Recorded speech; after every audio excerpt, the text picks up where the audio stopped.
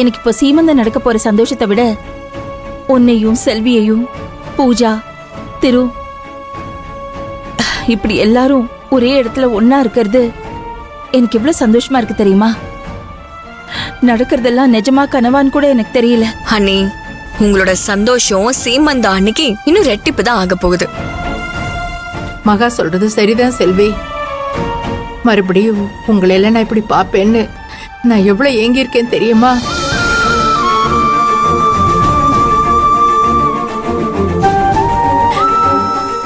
நான் வேண்டாத கடவுள் இல்ல, அந்த கடவுள் தான் இப்போ மறுபடியும் உங்க எல்லாரையும் ஒண்ணு சேர்த்திருக்கு.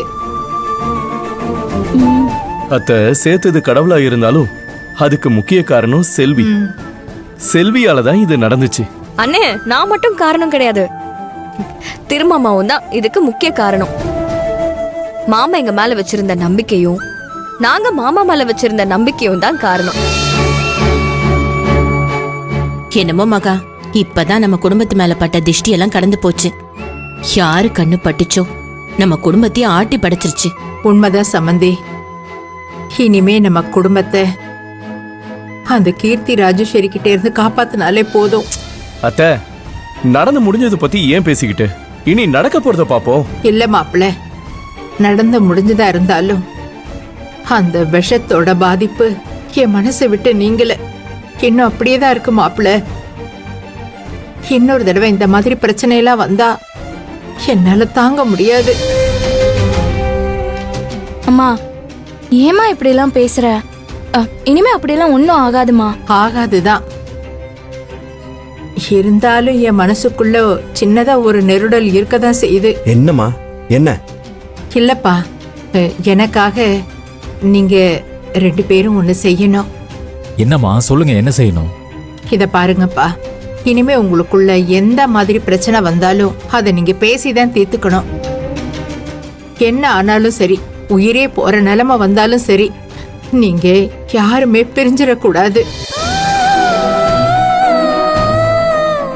எப்பவுமே ஒத்துமையா ஒன்னா கடைசி வரைக்கும் நீங்க இப்படியே தான் இருக்கணும். இதுதான் என் ஆசை.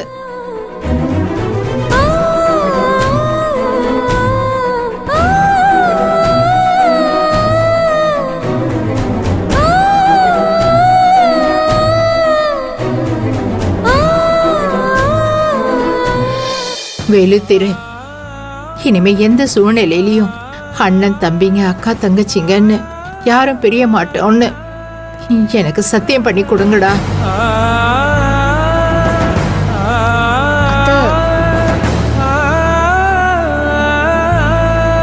அம்மா, என்னம்மா இதெல்லாம்? எதுக்கு இப்ப சத்தியெல்லாம் கேட்டுட்டு இருக்க? எனக்கு சத்தியம் பண்ணி கொடுங்கப்பா. ஒரு தாயா என் பிள்ளைங்க கிட்ட நான் இதை எதிர்பார்க்கிறேன். எனக்கு நீங்க சத்தியம் பண்ணி கொடுங்க. நான் உயிரோட இருக்கிற வரைக்கும் என் பிள்ளைங்களை யாரும் பிரிக்க முயற்சி பண்ணக்கூடாது. நீங்க பிரியவும் கூடாது. அப்படியே ஏதாவது பிரச்சனை வந்தாலும் அந்த பிரச்சனையை விட உங்க பாசம்தான் பெருசுன்னு நீங்க நிரூபிச்சு காட்டணும். எனக்கு சத்தியம் பண்ணி கொடுங்க.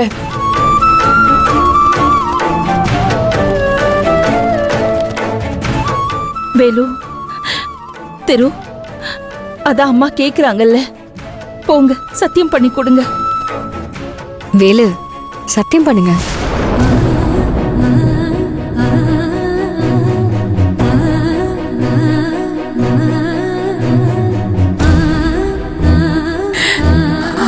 சத்தியம்மா? சத்தியமா? இனிமே எல்லாரும் இப்படியே இருப்போம். என்ன சூழ்நிலை வந்தாலும் யார் என்ன நினைச்சாலும் நம்மள ஒண்ணும் பண்ண முடியாது.